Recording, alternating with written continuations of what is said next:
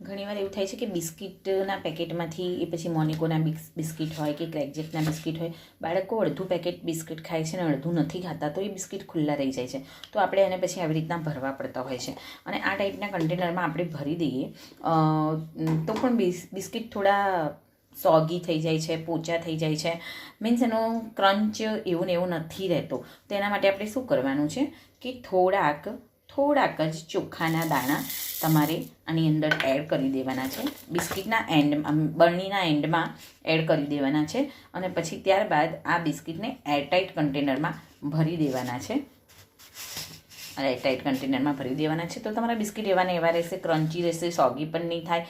ચોખા છે એ બધું ભેજ શોષી લેશે અને બિસ્કિટ એકદમ પોચા નહીં થાય, એકદમ સરસ રહેશે, બાળકોને ખાવાની મજા આવે એવા રહેશે. તો આ કિચન ટિપ્સ તમે ફોલો કરી શકો છો. બાકી આમ ખુલ્લા બિસ્કિટ સારા રહેતા નથી.